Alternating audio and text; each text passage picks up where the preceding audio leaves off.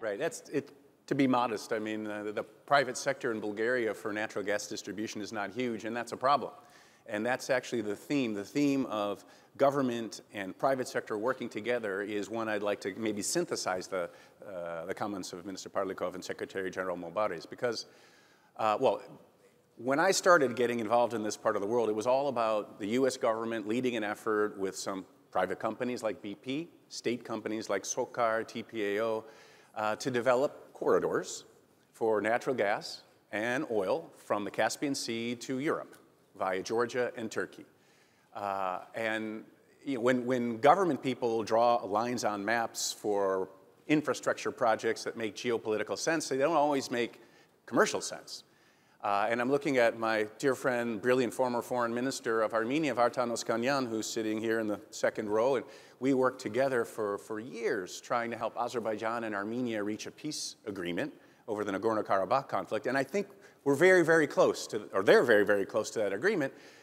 But unfortunately, when the geopolitical lines for pipelines were drawn back then, Armenia was excluded at the behest of Azerbaijan and Turkey. And now in the Eastern Mediterranean, Turkey is excluded from a lot of the deliberations on how to get Eastern Mediterranean gas to Europe. And a lot of that grew out of the fact that, remember, in the summer of 2020, Turkey became quite aggressive in asserting what it views as its rights, territorial rights, its exclusive economic zone as well in the Eastern Mediterranean, but now is quieting things down. So governments have an idea of what the line should look like on a map. Sometimes that creates cooperation, sometimes it creates conflict. The key is to develop the projects in ways that make commercial sense, in partnership with governments leading maybe the negotiations to line up the international agreements that'll facilitate the projects, and then the private sector executing.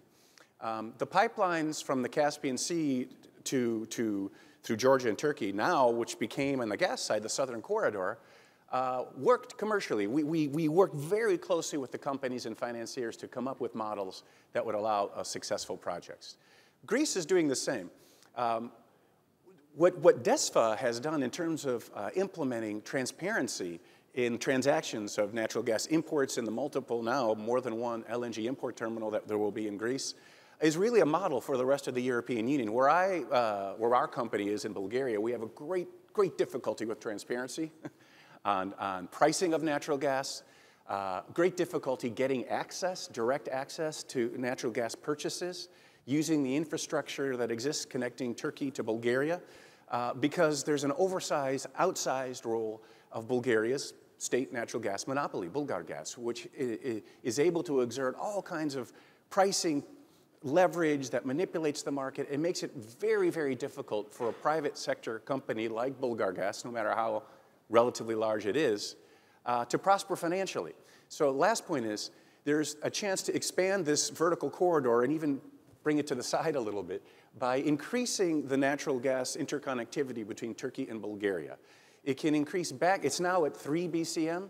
It could go up to 15. It's the old north-south line from the Soviet days. It could return to its full previous capacity of 15 BCM, but there needs to be financing on the Bulgarian side. The money is not there in the state coffers because the state gas monopoly is technically bankrupt.